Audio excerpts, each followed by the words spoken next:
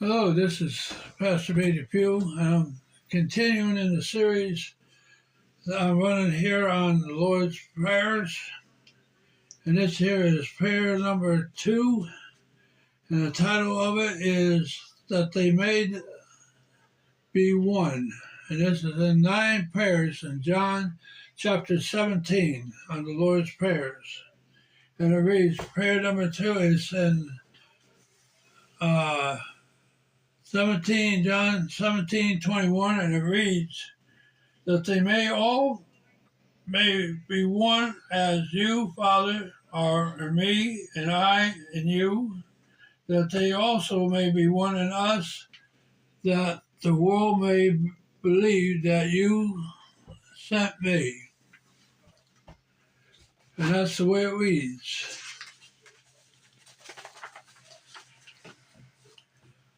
You see, the vision comes from not living one with Jesus. If we were truly one with him, then we would take our proper place within his body. But you see, that's the problem with the church. A lot of us don't take the proper place within the body because we're so divided. We're here, we're there, we believe this, we believe that, we believe everything but what we should do. And we're scattered like sheep all over the place. Well, he said this and she said that. I don't like the way they do this. I don't like the way they do that. I don't like the way he's dressed. I don't like the way she's dressed. It's a bunch of bull. Instead of getting down to business, we mind everybody else's business. Unity is like this. You stick together. The church is like this, apart.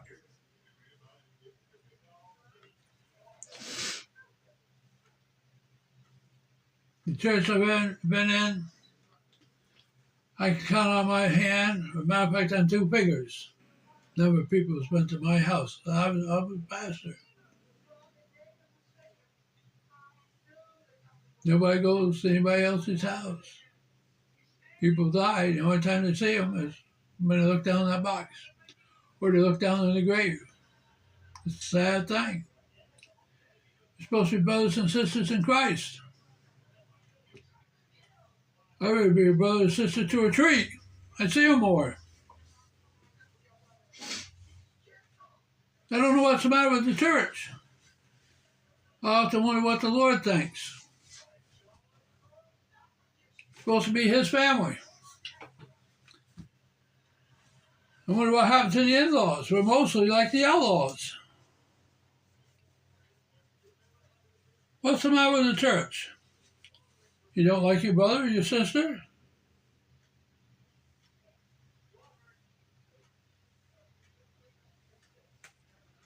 You know, I was raised up the only child. I'd give anything to have a brother or sister. I had nobody. I go to the church. Church fits right in properly. I know how to handle them people. It's just like my family. None.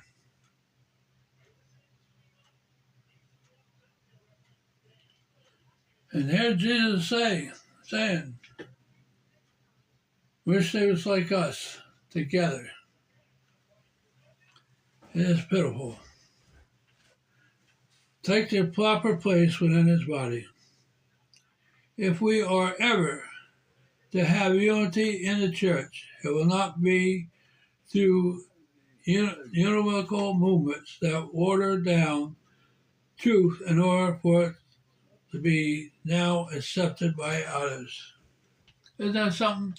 Everything is in the church is watered down in order to be accepted by people in the church or accepted by the leadership. What's the matter? Can't you handle the truth? Can't you face up to it?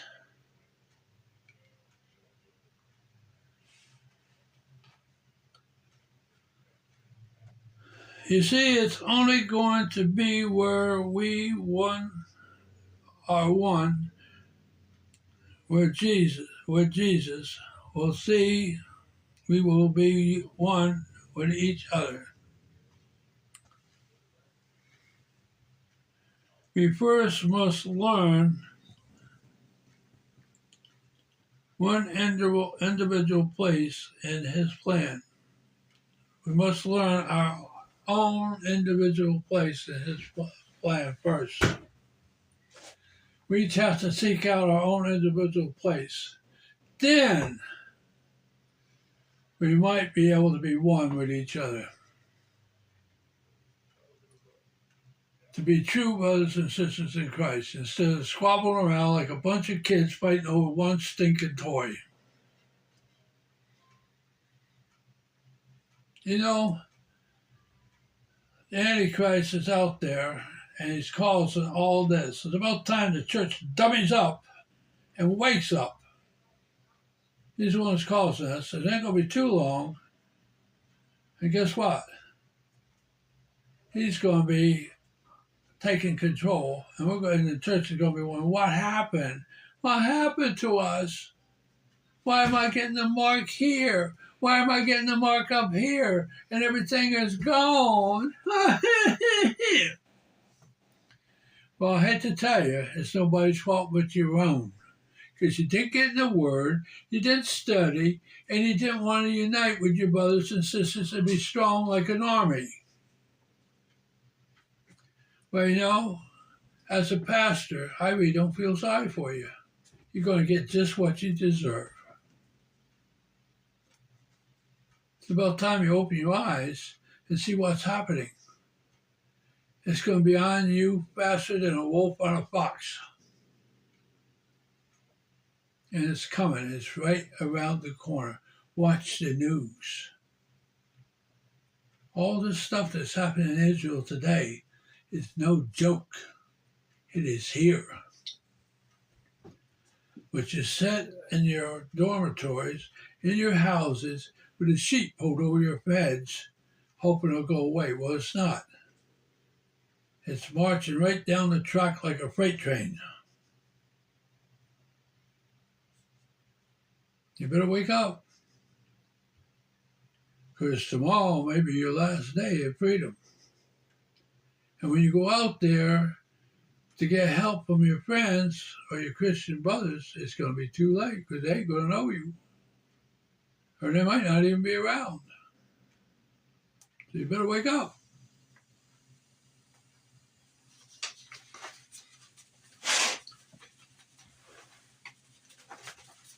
And it's going to be a shame, too. Ephesians 4 says, under his direction, the whole body is fitted together perfectly.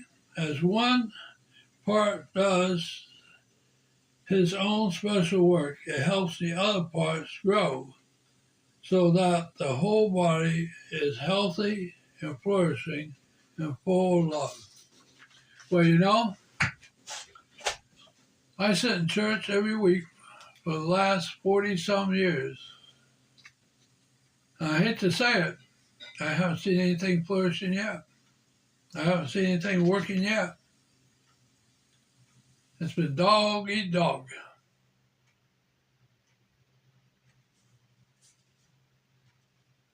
This one don't like the pastor, that one don't like that pastor, this one don't like his neighbor over here, that one don't like his neighbor over there. Somebody comes in with raggedy clothes on.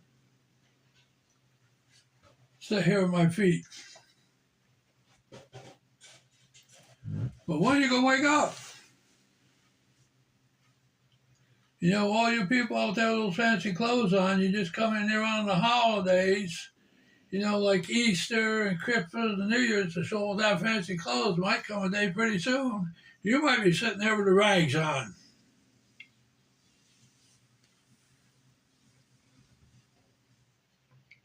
Somebody's going to start treating you the same way. Looking down at us. What happened to that fancy clothes? Looks like you got some rags on there, honey. Your shoes look like got holes in. What have you been doing? walking down the road to some of the cow pasture. Get your beautiful dress you had on Easter and stuck on the barbed wire fence. Tore it a little bit.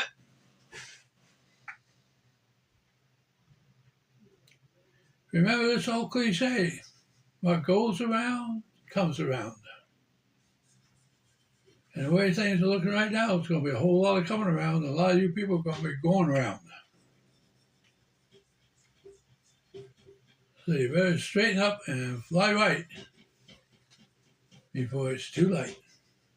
You have a good one, a blessed day, and stay solid. And whatever you do, stay with that barbed wire fence. Bye-bye.